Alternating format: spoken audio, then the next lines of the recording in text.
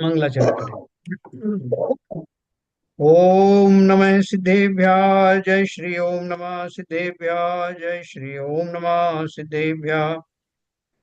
मंगलम भगवान वीरो मंगलम गौतमो गणे मंगलम कुंद कुंदाद्यो जयंधर्मोस्तु मंगलम सर्वमंगल मांगल्यम सर्वकल्याणकारकम प्रधानम सर्वधर्माणां जैनम जयतु शासनम जैनम जयतु शासनम जैनम जयतु शासनम नमः समय साराय स्वानुभूत्या चकासते चित स्वभावाय भावाय सर्वभावांतरच्छिदे। अध्यात्म अमृत कलश का सर्व विशुद्ध ज्ञानाधिकार हम लोग पढ़ रहे हैं, जिसमें कल हमारा प्रकरण था जो प्रतिक्रमण, आलोचना और प्रत्याख्यान, ये तीन जो प्रक्रियाएं हैं जो अलग अलग नाम से जानी जाती हैं। एक ही आत्मा की ये तीन प्रकार से चिंतन है, और उस चिंतन के माध्यम से वास्तव में जीव स्वयं को शुद्ध करना चाहता है। ये शुद्धिकरण का ही प्रोसेस है, जिसको तीन स्टेजेस में व्यक्त किया गया है। और उस शुद्धिकरण के दौरान आप स्वयं देखना, अभी हम और आप जो है वो उस लेवल तक तो नहीं पहुंचे जिस लेवल तक वास्तव में शुद्धिकरण होता है, लेकिन फिर भी इन भावों का थोड़ा सा दीदार करें। एक 5-7 मिनट रोज बैठ करके सोने से पहले इन तीनों प्रक्रियाओं में से कोई एक भी प्रक्रिया शुरू करें, तो हमें जैसे बोलते हैं ट्रेलर देखना, वो उस शुद्ध दशा का चिंतन करने वाले मुनिराज कैसा चिंतन करते हैं, उसकी किंचित अनुभूति हमें अपने उस 4-5 मिनट के काल में अवश्य होगी। और जो अनंत की प्राप्ति हमें प्रारंभ में ही होगी, हमें जान करके बहुत हर्ष होगा कि जब वो चिंगारी वास्तव में अग्नि का रूप लेगी तो शुद्धिकरण कितना तीव्र होगा। और वही शुद्धिकरण एक दिन केवल ज्ञान का रूप बनने वाला है ना। आपने वो सवेरे उसमें प्रतिज्ञा पाठ में पढ़ा है ना, पूजन पाठ प्रतिज्ञा में, उसमें क्या लिखा कि मैं अपने समस्त पुण्य को केवल ज्ञान रूपी बन्नी में होमता हूँ, है ना। तो वो होमने का अर्थ क्या है कि वो केवल ज्ञान रूपी अग्नि में कितनी ज्यादा वो पवित्र है कि उस अग्नि में मेरी समस्त अशुद्धताएं जलकर खाक हो जाती हैं। पुण्य तक भी, जैसे कल वो पूछ रहे थे हमारे ललित जी कि क्या पुण्य भी अपराध है, तो अगर अपराध नहीं होता तो मैं उसे साथ ले जाता। तो पुण्य और पाप दोनों ही जो संसार में रुलाने वाले हैं, जिसमें संसारी दशा में तो मैं मरा जा रहा हूँ पुण्य करने के लिए, पुण्य का लाभ लेने के लिए, पुण्य अर्जित करने के लिए। लेकिन जब मैं बंधन और संसार के बंधनों से छूटने की बात आती है, तो मैं अपना उतना प्रशस्त हो या अप्रशस्त समस्त प्रकार के पुण्य को भी उस केवल ज्ञान रूपी अग्नि में होम करता हूँ, अर्थात उसके सामने इनकी तुलना नगण्य है और इन्हें छोड़ना ही पड़े। तो आज अपन वो जो प्रत्याख्यान प्रतिक्रमण, प्रत्याख्यान और आलोचना पाठ है, वो तीन प्रकार से होने वाली मनोदशाएं कैसी होती हैं और उनसे कैसे वास्तव में स्वयं के मनोरोगों का निवारण होता है, ये अपन बात करेंगे।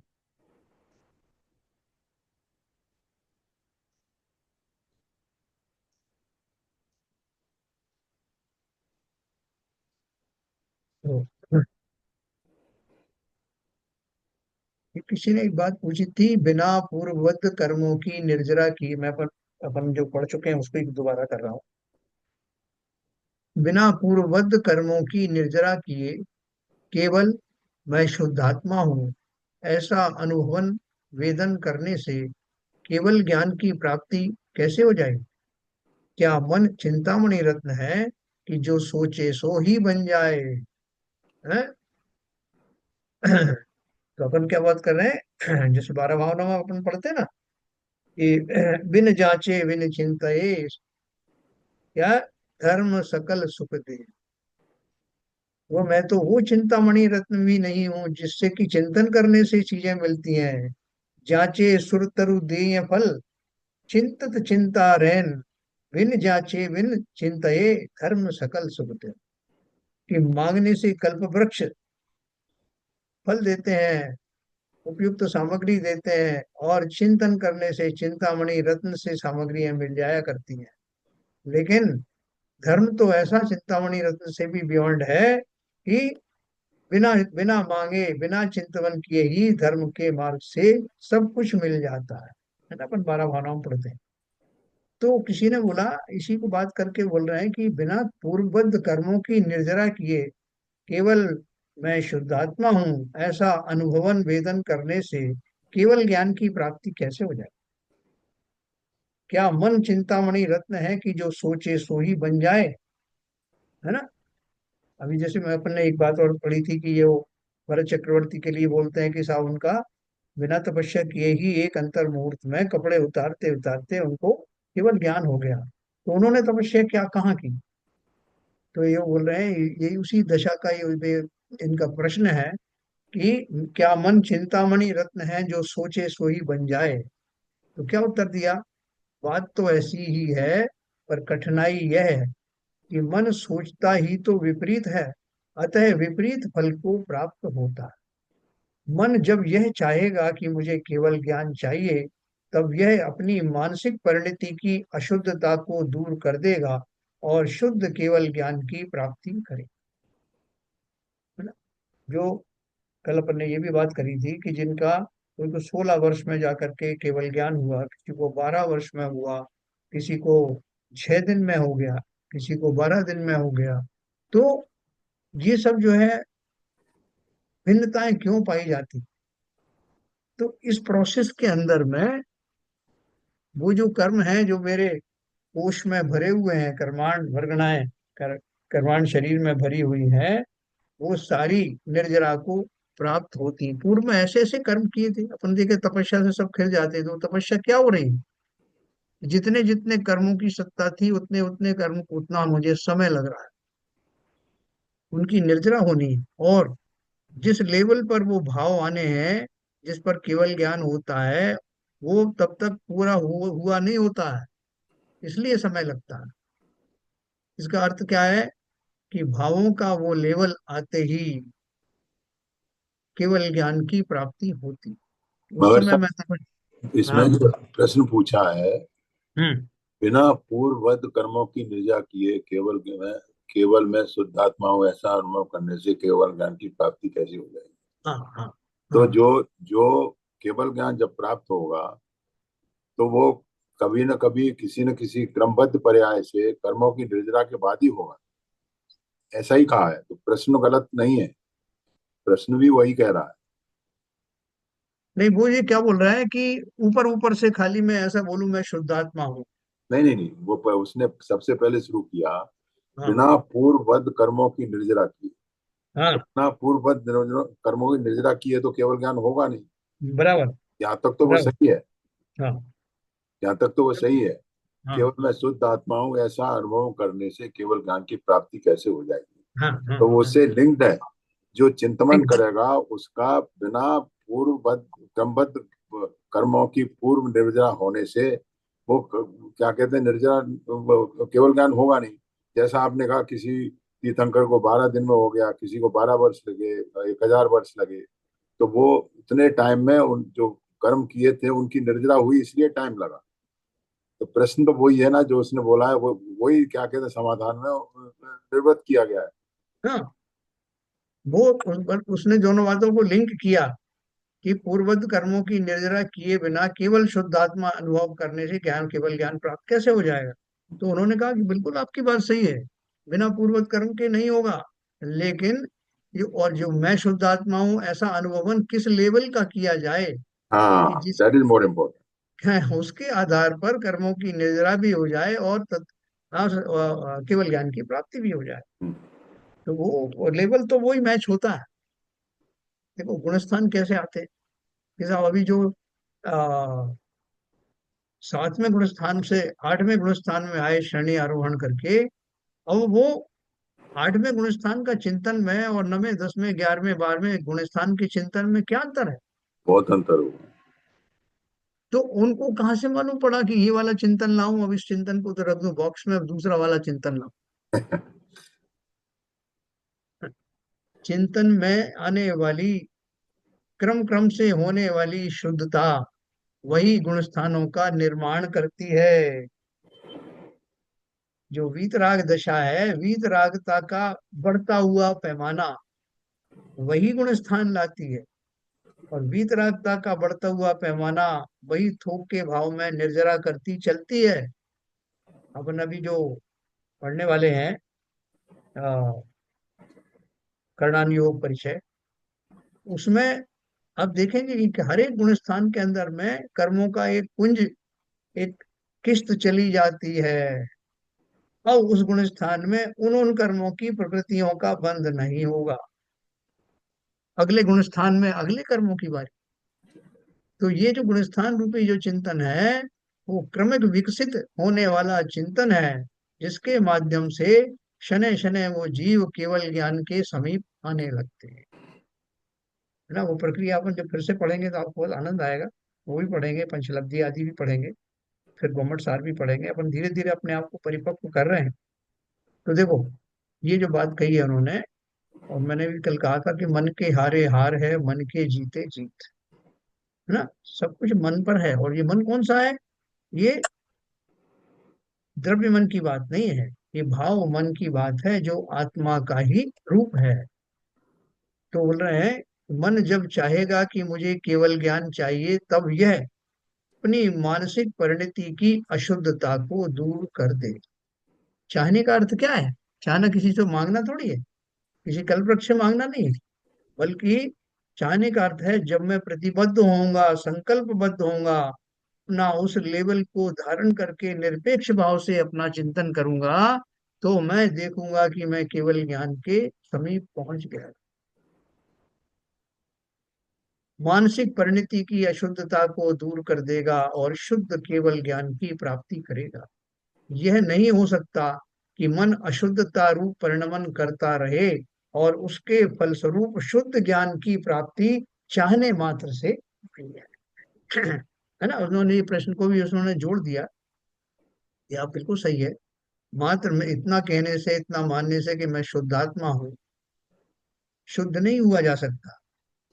जब तक कि मैं शुद्ध होने की प्रक्रिया से होकर ना गुजरूं, वो चिंतन कैसा है? इसी प्रक्रिया का नाम उन्होंने तीन तरह का जो बताया, जिसको अपन फिर से पढ़ेंगे, प्रतिक्रमण, प्रत्याख्यान और आलोचना। है ना, यह नहीं हो सकता कि मन अशुद्धता रूप परिणमन करता रहे और उसके फलस्वरूप शुद्ध ज्ञान की प्राप्ति चाहने मात्र से मिल जाए। प्रतिक्रमण, प्रत्याख्यान तथा आलोचना, ये तीनों ही कर्म कर्म का मतलब तीनों ही कार्य, जो भूतकाल के अपराधों से, भविष्य के अपराधों से तथा वर्तमान के अपराधों से आत्मा को मुक्त कर देते हैं, आत्म शुद्धि के कारण है, उन्हीं का फल केवल ज्ञान है। देखो, अपने को देखने में तो ये बड़ी छोटी छोटी बातें लग रही हैं कि साहब ये प्रत्याख्यान और प्रतिक्रमण और आलोचना, ये तो हम गृहस्थों को बताते हैं रोज, ऐसे रूटीन करने के लिए बताते हैं कि भैया रोज किया करो। हम रोज करते हैं। 10 लक्षण पढ़वाते हैं तो एक पंडित जी को बुला लेते हैं, एक कागज पे उनसे लिखा हुआ पढ़वा लेते हैं, और वो उससे हमारा प्रतिक्रमण हो जाता है। और प्रत्याख्यान तो हम कभी अभी सुना ज्यादा नहीं है। आलोचना पाठ भी हम पढ़ लेते हैं, मेरी भावना भी पढ़ते हैं, क्या नहीं पढ़ते। तो बोल रहे हैं, खाली इनको पढ़ लेने मात्र से मेरी इन तीनों दशाओं का निर्वाह नहीं होता। निर्वाह तो तब होता जो उन उन भावों स्वरूप में हो जाऊं। और उन भावों स्वरूप होना बहुत मुश्किल भी नहीं है और बहुत आसान भी नहीं है। हाँ, मुश्किल इसलिए नहीं है क्योंकि ये मेरा ही स्वभाव है। अपराध करना मेरा स्वभाव नहीं है। अपराध को अपराध मान करके स्वभाव की ओर जाना, ये मेरे स्वभाव का ही एक अंग है। और आसान इसलिए नहीं है क्योंकि मैंने कभी उसका अभ्यास किया नहीं। जो अभ्यास है मेरा दूसरी दिशा में ही चलता रहता है, इसलिए मेरे लिए आसान नहीं। तो बोल रहे हैं, आत्मशुद्धि के भूतकाल और भविष्यकाल उनके अपराधों से तथा वर्तमान के अपराधों से आत्मा को मुक्त कर देते हैं। आत्म शुद्धि के कारण है, उन्हीं का फल केवल ज्ञान है। हाँ, फिर प्रश्न दिया था, इन तीनों का क्या स्वरूप है? क्या ये तीनों कर्म एक साथ हो सकते हैं? एक समय में तो एक ही क्रिया होगी। क्या वो चेले ने पकड़ा कि आपने एक बार बताया था कि एक समय में एट ए टाइम एक ही क्रिया होती, तो ये तीन तीन कैसे हो जाएंगे? तो उपयोग तो एक में ही लगेगा ना। तो उन्होंने क्या समाधान दिया, एक ही क्रिया के ये तीन फल हैं। आत्मा की ऐसी ही विचित्र यह क्रिया है। इन तीनों के स्वरूप समझने से इसका सहज ही स्पष्टीकरण हो जाएगा। इन तीनों का स्वरूप ग्रंथकार आगे स्वयं कहेंगे। इनका संक्षेप इस प्रकार है ना। जैसे हम जो पेट्रोल की शुद्धि करते हैं ना, क्रूड ऑयल की शुद्धि करते हैं, तो उसमें अलग अलग प्रोडक्ट्स अपने आप बाहर निकल आते हैं एक ही प्रक्रिया में। तो यहाँ वो क्या बोल रहे हैं कि क्रिया क्या है? क्रिया तो एक है, उसके तीन फल मिल रहे हैं। कैसे मिल रहे हैं देखो, एक ही क्रिया के तीन फल हैं। आत्मा की ऐसी ही विचित्र यह क्रिया है। इन तीनों के स्वरूप समझने से इसका सहज ही स्पष्टीकरण हो जाएगा। इन तीनों का स्वरूप ग्रंथकार आगे स्वयं कहेंगे। इनका संक्षेप इस प्रकार। प्रतिक्रमण क्या है, एक अपना फिर से रिवाइज कर रहे हैं अपन। भूतकाल में जो अपराध अर्थात आत्म स्वभाव से भिन्न शुभ अशुभ भाव किए हैं, उनके फलस्वरूप ज्ञानावरणादि बंद किए हैं, वह मैंने अपराध किया। हाँ, कल वो ललित जी पूछ रहे थे ना कि शुभ भाव अशुभ भाव तो अपराध होते हैं, लेकिन शुभ भाव भी अपराध होते हैं, ऐसा हमने पहली बार सुना।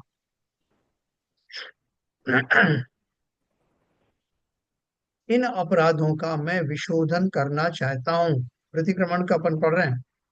साधक पुरुष इस प्रकार पूर्वकृत कर्मों पर पश्चाताप करता है, इसे प्रतिक्रमण क्रिया कहते हैं। देखो, ऐसा कोई भी व्यक्ति, संसारी व्यक्ति नहीं है जिसने पूर्व काल में कर्म बंद नहीं किए हों। हाँ? पूर्व काल में कर्मबद्ध नहीं किए हों, ऐसा कोई होता नहीं है। बाद में करना नहीं छोड़ता।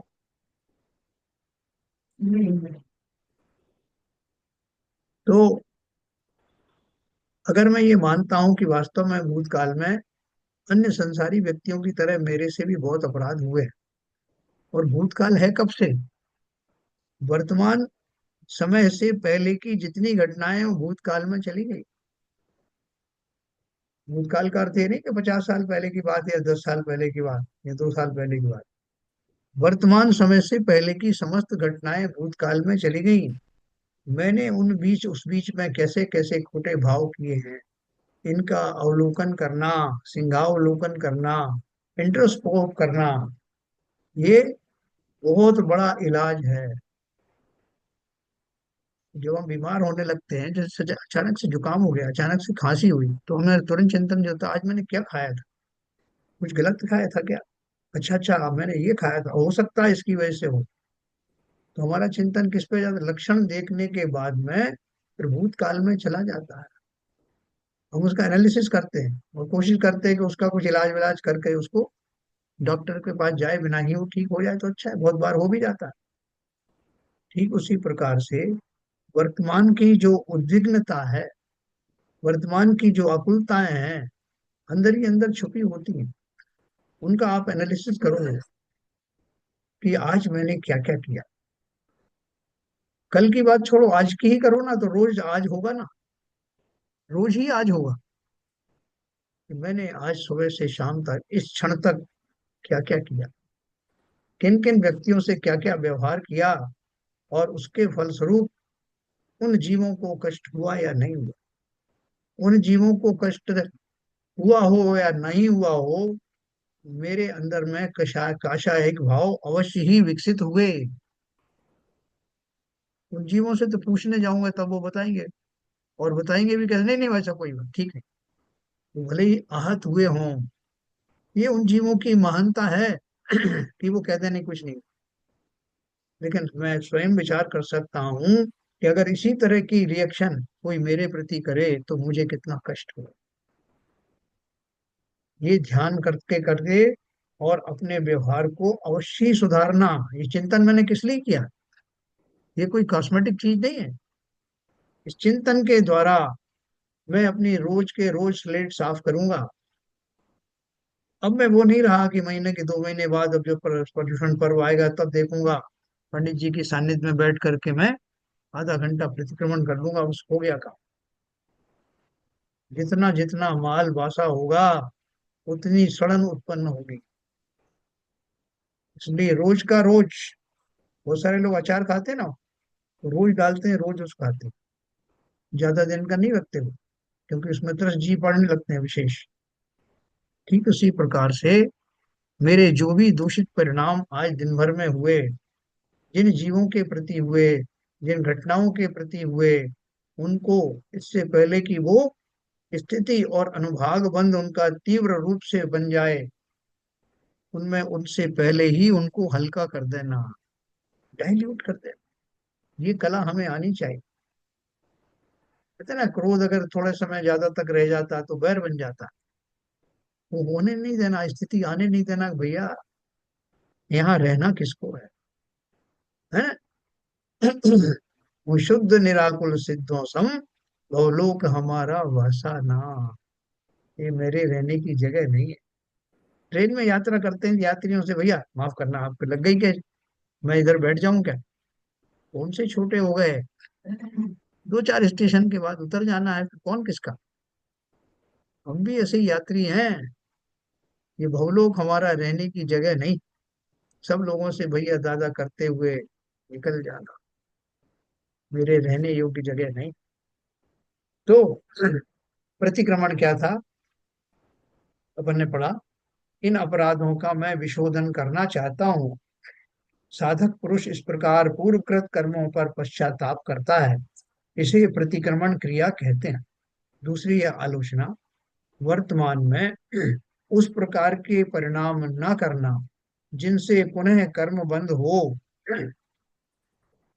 अपने वर्तमान परिणामों का आलोचन या अवलोकन कर सावधानी बरतना आलोचना है। आप बोलोगे वर्तमान तो बहुत छोटा सा है, तो है ना छोटा सा। हर पल इस मोड में रहो, सतर्क रहोगे कि मैं ऐसा कोई अपराध तो नहीं कर रहा हूं वर्तमान में। जब कोई घटना में हमको लगे कि मैं कुछ किसी को कुछ कह रहा हूं, तो ये ध्यान रखना कि ये कहीं मेरा लोभ का शायद तो नहीं कह रहा, ये कहीं मेरा मान का शायद तो मुझे ऐसा करने के लिए नहीं कर रहा। कई बार ऐसे भाव इतने छुपे हुए होते हैं कि हमको भी समझ में नहीं आता कि मेरे क्या भाव चल रहा है। हम किसी को भैया तुम ऐसा करना जरूर, मन में हमारी क्या दशा चल रही है कि ऐसा करेगा तो मैं बड़ा माना जाऊंगा, मान का शायद चल रहा है। या किसी तरह की प्राप्ति मुझे भी हो जाएगी, लोग का शायद चल रहा है, और साथ में मायाचारी तो चली गई। तो वर्तमान दशा में मेरी कौन सी कषायें चल रही हैं, किस कषाय बस मैंने किसी को कुछ कहा है, इसमें मेरा क्या स्वार्थ है, इसका चिंतन निरंतर करना। बोलने से पहले ये चिंतन जरूर कर। तो वर्तमान में उस प्रकार के परिणाम न करना जिनसे पुनः कर्म बंद हो। मायाचारी के कारण से स्त्री पर्याय त्रियंज पर्याय मिलती है, वो तो हम जानते ही हैं।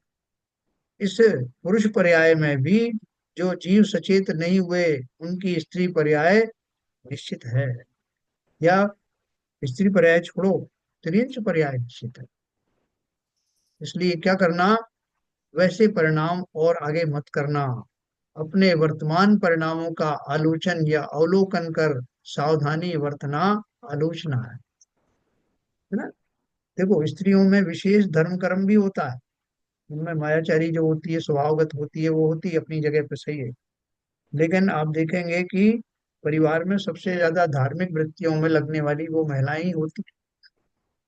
तो वो तो अगर वास्तव में गहराई से धर्म साधन कर रही हैं तो एक ना एक दिन स्त्री पर्याय से मुक्त होंगी। लेकिन वे पुरुष जो इसको इस अभिमान में हैं कि वो तो उन्होंने कुछ बहुत विशेष पुण्य कार्य किए थे जिसकी वजह से पुरुष पर्याय में है, तो इस भ्रम में मत रहना। क्योंकि जो हमारी वर्तमान जो हमारे संकल्प विकल्प या व्यवहार चल रहे हैं, मायाचारी आदि चल रही हैं, वो हमें इस पर्याय में ज्यादा दिन तक बने नहीं रखेंगी। इसलिए उन्हें भी बहुत सावधान होना। तो बात चल रही है आलोचना। फिर प्रत्याख्यान। भविष्य काल में भी ऐसे वे बंध योग्य अशुद्ध परिणाम न हो, उनका परित्याग करना प्रत्याख्यान कर्म है। हाँ? कि वो सेठ और सेठानी जी जा रहे थे, मैंने आपको कई बार सुनाया। तो सेठ जी को रास्ते में एक रत्न पड़ा दिखाई दिया। सेठ जी खुद जो है रत्नों के वो थे, विशेषज्ञ थे। उन्होंने देखा बड़ा अद्भुत और कीमती रत्न है, और सेठानी थोड़ा पीछे आ रही है, कहीं उसकी नजर ना पड़ जाए, हम मंदिर जा रहे हैं, कहीं उसके मन में उसके प्रति राग आ गया तो ठीक नहीं होगा। तो उन्होंने उसको धूल से ढक दिया, पैर से धूल से ढक दिया, सेठानी की नजर ना पड़े। तो सेठानी ने देख लिया उनको ये करते हुए, तो उसने दूर से ही आवाज लगाई कि सेठ जी, धूल को धूल से क्यों ढक रहे हो? हाँ? सेठ जी बोले, ये तो मेरे से ज्यादा ज्ञानी है, उसके तो नजर में ही वो धूल है, मुझे तो रत्न दिखा, तो मैं तो किंचित फिर भी रागी हूँ, ये तो उस राग से भी परे है। तो इसलिए उन्होंने क्या बोला, सेठ जी ने इसलिए उसको छुपाया था कि कहीं इसका आगे जा करके इसका नजदीक में आने पर कर्म बंद ना हो जाए, उसका इंतजाम कर रहे थे। ठीक उसी प्रकार से जिन विषय सामग्रियों से, जिन विषय वस्तुओं से बंद होने की संभावनाएं हों, जिनकी वजह से मैं राग द्वेष आदि से घिर जाऊं, ऐसे सारे उपकरण, ऐसे सारी वस्तुएं, उनसे दूरी बनाए रखूं। भविष्य में मेरे कर्मों क्या ये धन आदि का परिमाण क्यों करते? धन का, वस्त्रों का, पंचेंद्री के भोगों का परिमाण करने से वास्तव में मैं अपने भविष्य काल को सुरक्षित करता हूँ, कि कहीं मैं अभिमान में ना आ जाऊं। तो इसलिए विनम्र विनम्र रहने की प्रैक्टिस करता हूँ, साधुओं की शरण में जाता हूँ, अपने से जो ज्ञानी लोग उनके साथ रहता हूँ। तो ये सब क्या है, भविष्य काल में भी ऐसे वे बंद योग्य अशुद्ध परिणाम ना हो, उनका परित्याग करना प्रत्याख्यान कर्म है। ये तीनों प्रयत्न अपना भिन्न भिन्न नाम पाते हैं, है ना। अतः व्यवहारतः प्रतिक्रमण, प्रत्याख्यान, आलोचना है। परमार्थ से तो एकमात्र वर्तमान की सुविशुद्ध रागादि विकारों से रहित शुद्धात्मा के अनुभवन स्वरूप एकाग्र परिणति है। पूरे इन तीनों को आपको अलग अलग करके समझाया गया है, लेकिन वास्तव में इन तीनों के में एक ही चीज समाहित है। वो क्या है, एकमात्र वर्तमान की सुविशुद्ध रागादि विकारों से रहित शुद्धात्मा के अनुभवन स्वरूप एकाग्र परिणति है। उससे ही वर्तमान में शुद्ध होने से वह अबंधक है, तथा पूर्वकृत कर्म की भी निर्जरा इस सुविशुद्ध परिणाम से होती है, जिसे प्रतिक्रमण कहना चाहिए। तथा इसी का फल है कि आगामी कर्म बंद नहीं होता, वही प्रत्याख्यान कर्म है। देखो क्या बोला हुआ है? एक ही साधे सब सदे, सब साधे सब जाए। मतलब आपको अलग अलग कैटेगरी में डालने की जरूरत नहीं कि साहब अब ये मेरा प्रत्याख्यान, ये मेरा प्रतिक्रमण समाप्त हुआ, अब मैं आलोचना पाठ पढ़, आलोचना समाप्त हो गया, अब मैं प्रत्याख्यान कर। बोले सबकी जरूरत नहीं, शॉर्ट में बता दिया। क्या बताया,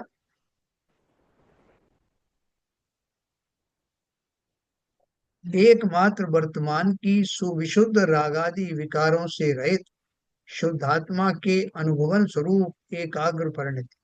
जो मुनिराज हैं वो बैठ करके जो सामायिक करते हैं, वो सामायिक क्या है, सामायिक अर्थ है कि समय के अनुसार अपने समय रूपी आत्मा का चिंतन करना। वो अगर आपने किया, नियमित किया, तीन तीन बार करते हैं, तो क्या होगा, उस चिंतन से न केवल वर्तमान के रागादि परिणाम समाप्त होंगे, बल्कि भूतकाल में जो कुछ आपने बांधा है उनकी निर्जराएं शुरू हो जाएंगी या उनमें संक्रमण होगा, और भविष्य काल में उस तरह के अपराध होने की संभावनाएं क्षीण हो जाए, एक ही भाव से। तो वर्तमान का आत्मावलोकन ही आत्मलोचना है। तो और उसके ऊपर क्या कहा उन्होंने, वर्तमान में शुद्ध होने से अबंधक है तथा पूर्वकृत कर्म की भी निर्जरा इस सुविशुद्ध परिणाम से होती है, जिसे प्रतिक्रमण कहना चाहिए, तथा इसी का फल है कि आगामी कर्म बंध नहीं होता। जो जीव अभी अभी चिंतन करके आया है, उससे कोई ऐसा कार्य करने के लिए कहे, अभी आपने भरपेट भोजन किया है और कोई आके कहे कि भैया चलो बहुत बढ़िया जो है खीर बनी है, रसमलाई बनी है, तो नहीं भैया, मुझे माफ करो, मेरा बहुत पेट भरा है। बोले अरे आपको तो बहुत पसंद है ना।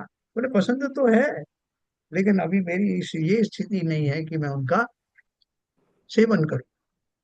ठीक उसी प्रकार से जो जीव अभी अभी इन तीनों प्रक्रियाओं प्रक्रियाओं स्वरूप अपने आत्मा का चिंतन करके ठाई है, आप उसको तुरंत प्रभाव से किन्हीं पंचेंद्री के भोगों में घसीट कर ले जाएं तो वो बिल्कुल उस तरफ जाएगा नहीं, अच्छा नहीं लगेगा उसको। तो यहाँ वही तो कह रहे हैं कि वो वर्तमान आत्मावलोकन ही आत्मालोचना है। ऐसे तीनों कार्य एक साथ अपनी वर्तमान परिणति से होते हैं, अतः सर्व प्रयत्नों से अपने वर्तमान परिणामों की संभाल मन कर ले, तो वही चैतन्य भाव स्वयं चिंतामणि रत्न है, इसमें किंचित भी संदेह नहीं। वो नमकार मंत्र के बारे में लोग बोलते हैं कि साहब वो पुरानी पुरानी कहानी सुनाते हैं कि वह एक बावड़ी में पानी बहुत नीचे चला गया था, तो कुएं में नीचे चला गया था, तो बहुत सारे लोगों ने कोशिश की, अपने अपने सब धर्म के लोग आए, उन्होंने उसको पढ़ा, अपने अपने मंत्र पढ़े, लेकिन पानी ऊपर नहीं आया। तो एक जैनी भाई आया, उसको अपने नमोकार मंत्र पे बहुत भरोसा था, उसने भी पढ़ा और बहुत अच्छे से पढ़ा, लेकिन फिर भी वो ऊपर नहीं आया। तो वहीं पास खड़ा हुआ एक कोई मुस्लिम व्यक्ति था, उसको लगा कि ये जो पढ़ रहा है वो उसमें है तो कुछ दम, लेकिन ये ठीक से पढ़ नहीं पा रहा, विश्वास के साथ नहीं पढ़ रहा। तो वहां उन लोगों में एक यकीन नाम का एक जो है गुण होता है कि वो जिस पर आस्था कर लेते हैं उसको संकल्पित रूप से उस आस्था में अडिग भाव से करते हैं। तो उसने कहा वो मंत्र आप मुझे बताओ, मैं पढ़ता हूँ। मंत्र उसको बता दिया गया, वो जो वही नमोकार मंत्र उस मुस्लिम ने पढ़ा है। तो उस श्रद्धा के कारण, उस यकीन के कारण, उस विश्वास के कारण कि पानी अवश्य ऊपर आएगा, वास्तव में पानी ऊपर आया। लोग देखकर चकित हो गए कि जो कार्य जो है वो जैन नहीं कर सका, वैष्णव नहीं कर सका, ये मुस्लिम ने कैसे कर। उससे पूछा तो उसने कहा कि भैया मैंने कुछ नहीं किया, मंत्र तो तुम्हारा ही था, लेकिन जिस श्रद्धा के साथ उसे पढ़ा जाना था उस श्रद्धा का अभाव था, जिसके कारण कार्य हुआ नहीं। तो यहाँ वो बात वही कह रहे हैं कि वो जो शिष्य ने पूछा था कि मैं शुद्धात्मा हूँ, क्या इस चिंतन मात्र से फल की प्राप्ति होगी? उनका अवश्य होगी, प्रोवाइडेड कि आपका चिंतन उस विश्वास से भरा हुआ हो, उसका लेवल वो हो, तो अवश्य होगा। यही उन्होंने लिखा है, अतः सर्व प्रयत्नों से अपने वर्तमान परिणामों की संभाल मन कर ले, तो वही चैतन्य भाव स्वयं चिंतामणि रत्न बन जाए, इसमें किंचित भी संदेह नहीं है। देखो कोई दूसरी आत्मा लाने की जरूरत नहीं, कोई दूसरा मन लाने की जरूरत नहीं, वर्तमान मन से, वर्तमान आत्मा से आत्मा की तह तक पहुंच जाना, वही कैवल्य दशा को प्राप्त होना है। इस सुविशुद्ध परिणाम का फल केवल ज्ञान, जो मैंने कहा है, कितना बड़ा काम हो रहा है। ये छोटी सी बात प्रत्याख्यान, प्रतिक्रमण और आलोचना के लेवल पर अपने स्वभाव की विशुद्धि होते होते इसी प्रक्रिया को मुनिराज अपनाते हैं। दिन रात क्या करते हैं? बोले साहब तपस्या कर, तपस्या क्या है? 12 प्रकार का तप होता है ना, उस तपस्या में क्या होता है? बाकी तो आचरणों में चला जाता है, तो 13 प्रकार का चारित्र होता है, लेकिन वास्तविक जो तपस्या है वो तो यही है इसी में वो झूलते रहते हैं साहब, कंदराओं में, गुफाओं में, एकाकी जगहों में, शमशान घाट में। इस चिंतन पूर्वक ही इन तीनों प्रकार के जो चिंतन है, एक ही प्रक्रिया से अपने आत्मा स्वभाव की ओर लगने से, अपने गुणों का साक्षात्कार करते रहने से, अपने रागादि परिणाम ना हो ऐसे भावों के चिंतन से सारा खेल हो जाता है। जो इस दशा को जल्दी प्राप्त कर लेते हैं उनको जल्दी हो जाता है, 3 दिन में केवल ज्ञान हो गया, अंतर मुहूर्त में केवल ज्ञान। तो प्रोसेस तो यही है। अब निर्भर करता है कि मेरे कितने काल के कितने कर्म मौजूद थे। जिनके 84 लाख पूर्व की आयु थी, उनके कर्म बहुत विशेष रूप से इकट्ठे थे, उनको खिलाने का टाइम भी उनके पास था, इसलिए वो समय लगता रहा। जिनको जल्दी कर्म निवृत्त होना है वो 72 साल की आयु लेकर के आए, और 72 साल की आयु में आके 12 वर्ष तप किया और मोक्ष से धार गए। तो सब जीवों की अलग अलग वो जो कोश है ना, कर्मांड कोश है, उसको खाली करने में कह लीजिए, या उस लेवल का 12वें गुण स्थान के लेवल के भाव आने में जितना समय लगता है, वही समय देखा जाता है केवल ज्ञान में कितना टाइम लगता। तो ये जो टूल है, जो मुनिराजों का जो टूल है, वो टूल हमें मिल गया। तो बोले फिर हमें नहीं करना पड़ेगा क्या तपस्या साहब? यही सब तपस्या है। जब ये करोगे तो बाकी सब अपने आप आएगा। जैसे किसी से कह दो कि भैया, किसने तुमसे कहा कि जो तुम्हें उपवास करना है, या कम भोजन करना है, एक टाइम भोजन करना है, ये सादा भोजन किसने कह दिया? तुम भरपूर भोजन करो, पूरा गरिष्ठ भोजन करो, 3 टाइम ठूस ठूस कर खाओ। बस तुम्हें एक ही काम करना है कि ध्यान में बैठना 1 घंटे। ध्यान रखो कि 1 घंटे मीन्स 1 घंटा, उसमें कहीं आप पलक नहीं झपकेंगे, उसमें कहीं और चिंतन नहीं करोगे। बड़े साहब तो बहुत बढ़िया हो गया, आपने सब अच्छा बता दिया। मैं अभी करता हूँ। मैंने दबा के खाना खाया, भोजन किया, सब कुछ गरिष्ठ फरिष्ठ सब, और फिर बैठा ध्यान है। तो 5 मिनट तो बहुत दूर की बात, 2-3 मिनट के बाद ही तमाशा शुरू हो गया। तो फिर मेरे समझ में आया, नहीं यार, ये इससे तो काम चल नहीं रहा। तो ये सोचते सोचते मैं कहाँ जाऊंगा, मैं उसी उपदेश की तरफ आऊंगा कि भैया, उपवास आदि के द्वारा स्वयं को इतना शुद्ध कर लो, इतना परिपक्व कर लो कि ध्यान के समय में मैं विचलित ना हो। तो वो सारी प्रक्रिया मैं अपने आप अपनाने लगूंगा। कम खाना, दूर रहना, विषादी से दूर रहना, संकल्पित होना, एकांत का सेवन करना, ये सब में अपने आप आ जाएगी, क्योंकि मेरा उद्देश्य है वो ध्यान धारण करना। ठीक उसी प्रकार से मुनियों का जो मैंने आपको बताया कि टूल हमारे हाथ में आ गया है, वो टूल को जब आप यूज करोगे तो आपको ये दशा आते वक्त लगेगा आपको कि भाई साहब, ये टूल मेरा जो है वो और अच्छा काम तभी कर सकता है जब मैं गृहस्थ दशा से निवृत्त हो जाऊं। क्योंकि उसके बिना तो मेरे पास इतना टाइम है ही नहीं कि मैं ऐसा चिंतन कर सकूं। तो गृहस्थ दशा से आ गए, श्रावक दशा में आ गए, तब भी आपको लगा कि साहब अभी भी मजा आ नहीं रहा। काम तो 3 ही करने थे वो जो मैंने बताया, बल्कि एक ही करना था। लेकिन अब वो दशाओं से जो शास्त्रों में जिनका वर्णन किया है, आचरण संबंधी जो नियम संयम आदि हैं, उनकी आवश्यकता क्यों है? वो अपने आप में कोई धर्म नहीं है। व्रत महाव्रत,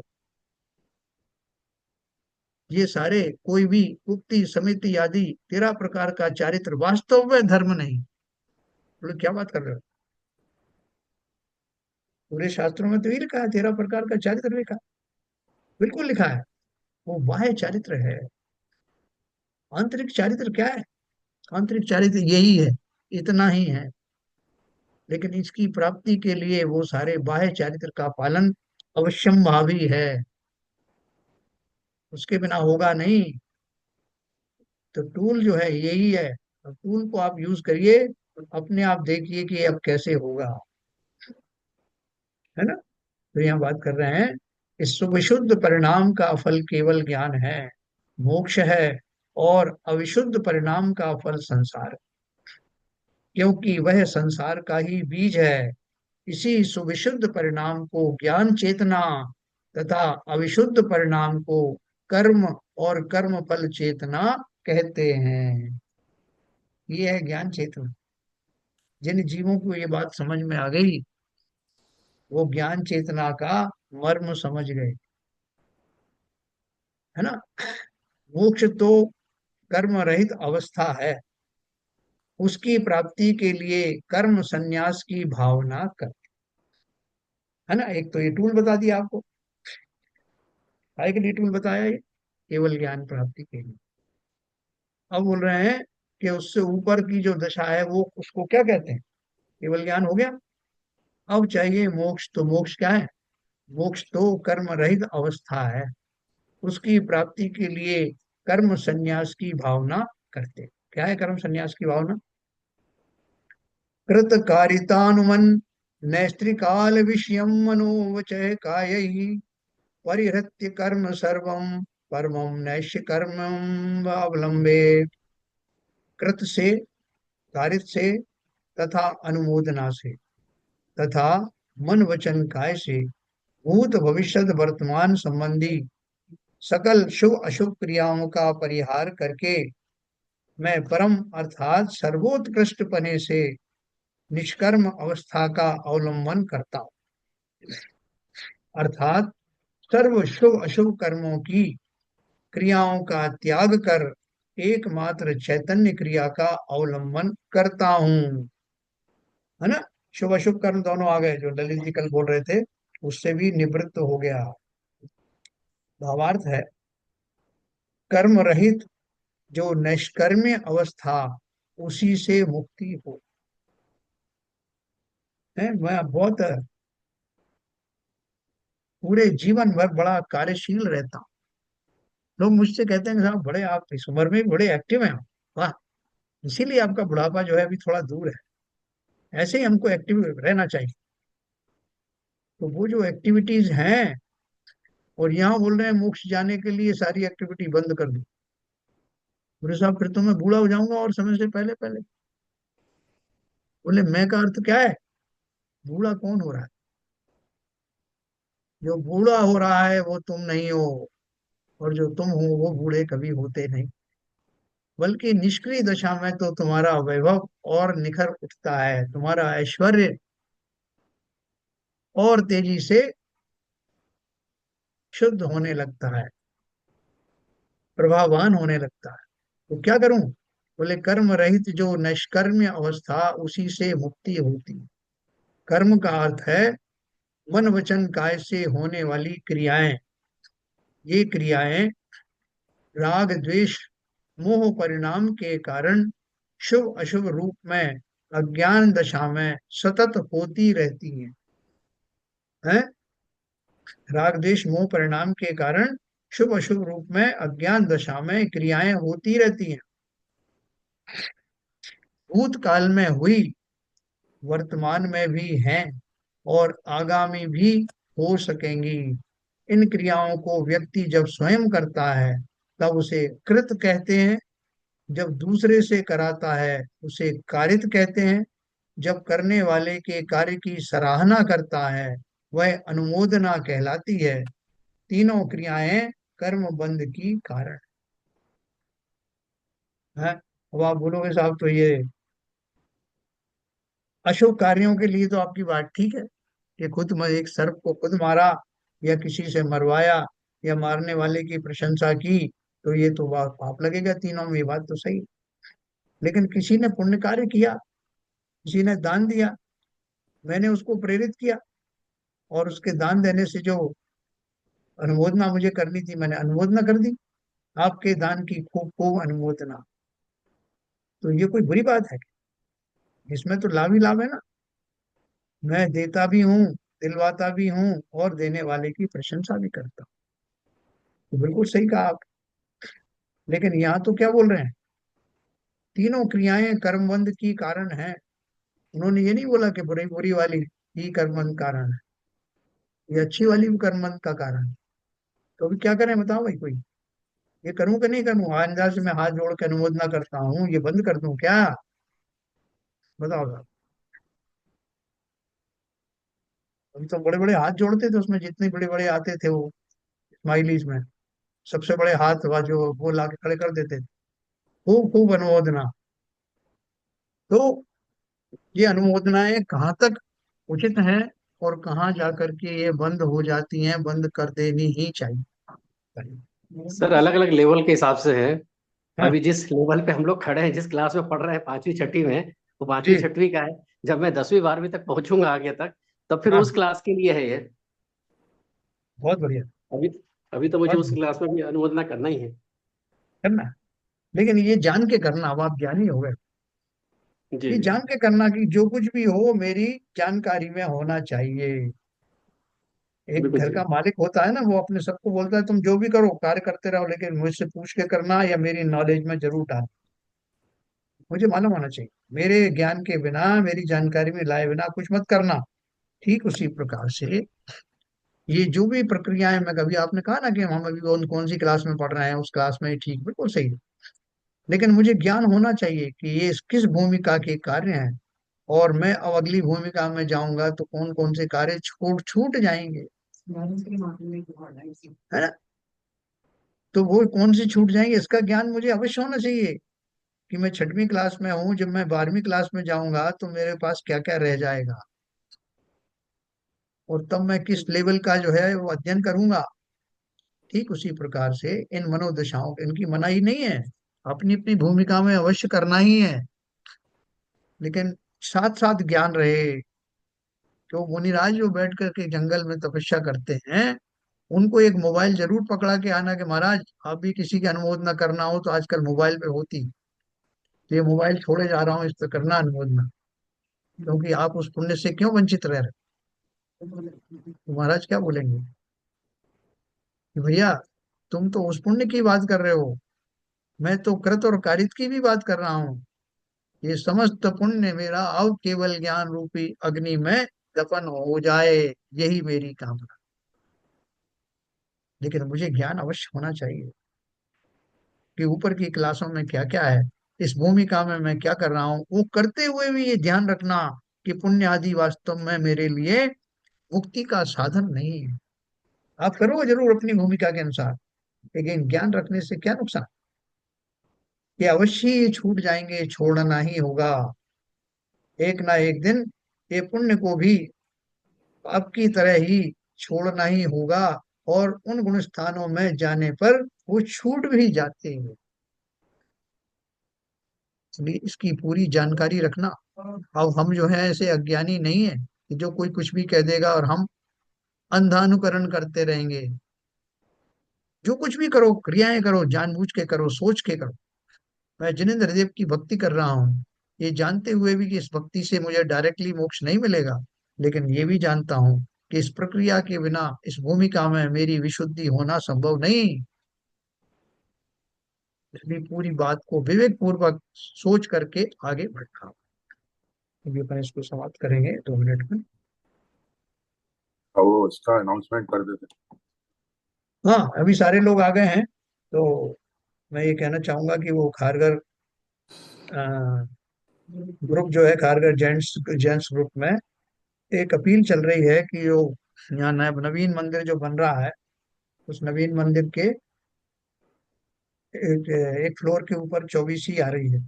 उस चौबीसी की जो 24 प्रतिमाएं हैं, उन सबको बुकिंग करने के लिए आज अनाउंसमेंट हुआ है कि जो भी चाहें वो अपने पसंद की जो भी प्रतिमा है, जिन भी भगवान की है, उसके लिए वो बुकिंग कर दें। उसमें से 15 या 16 तो प्रतिमा बुक हो चुकी हैं, जो बची हुई उनमें से सेलेक्ट करके उसके आगे अपना नाम लिख करके, और वो 7 लाख की शायद राशि रखी है उन्होंने, जो बहुत कम है आज के हिसाब से, और वो अपना अपना नाम अंकित करा दें। अपने शास्त्रों में कथन है कि एक चावल के बराबर भी मूर्ति का अगर आप स्थापना करते हैं तो अतिशय पुण्य की प्राप्ति होती।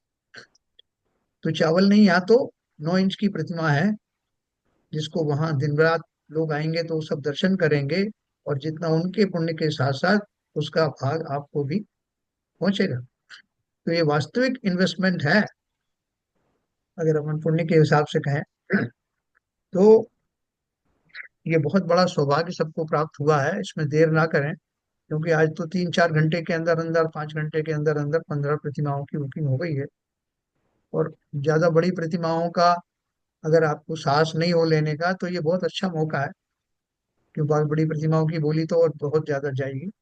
और इससे जो प्राप्त होने वाली धनराशि है, उसका बहुत बहुत जो है अच्छा इस्तेमाल मंदिर के निर्माण में ही होगा। तो मंदिर को इस समय बहुत आवश्यकता है इस धन की।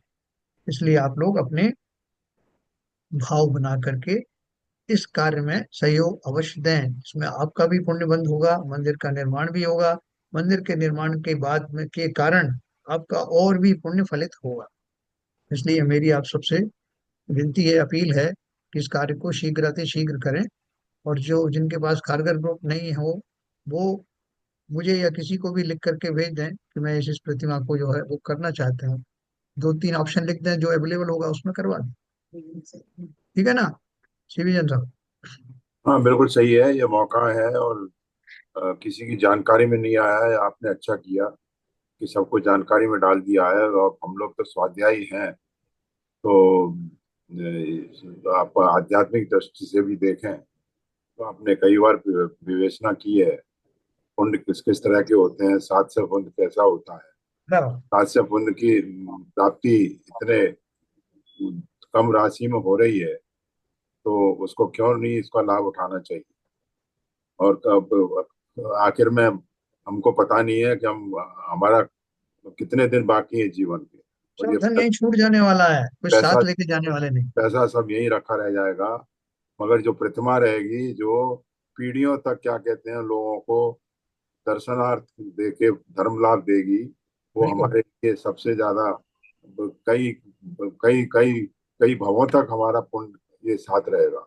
बिल्कुल सही। तो जो हम लोग भी सुन रहे हैं वो स्वयं और या अपने रिश्तेदारों को, सबको मिला करके इसका लाभ ले लें। और ये पूरे परिवार का जो है उसमें नाम अंकित किया जाएगा। तो इसलिए इस मौके को छोड़िए मत। ये वैसे भी कारगर मंदिर में हम इससे जुड़े हुए हैं, तो हमारा एक समाज के प्रति भी एक दायित्व होता है बिल्कुल कि बिल्कुल। हम इसमें जहाँ तक जो भी कंट्रीब्यूट कर सकते हैं। इस और यज्ञ ऐसे में अपनी आहुति अवश्य देना। यस, तो आना बहुत जरूरी है। तो देखो मैं अभी इसको कंक्लूड करता हूँ। ये अपन ने इसका भावार्थ पढ़ा है पेज नंबर 324 पर। जब करने वाले कार्य की सराहना करता है वह अनुमोदना कहलाती है। तीनों क्रियाएं कर्म बंध की कारण है। इसके आगे का अपन कल पढ़ेंगे। इसमें और भी बहुत अच्छी अच्छी बात आएगी। कृतकार्यत अनुमोदना का अर्थ क्या है, और वो अच्छे कार्य को किए जाने की जो कृतकार्यत अनुमोदना है वो क्या है, और बुरे कार्य की क्या है, ये अपन कल पढ़ेंगे पेज नंबर 324 पर। हाँ, अभी समय हो गया। जिनवाणी स्तुति करेंगे ललित जी।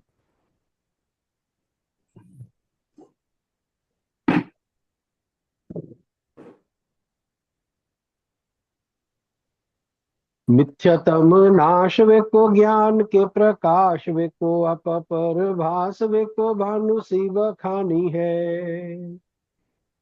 छहो द्रव्य जान वे को बंध वेधि भान वे को स्वपर पिछान वे को परम प्रमाणी है। अनुभव बताए वे को जीव के जताए वे को काहू न सताए वे को भव्य और आनी है।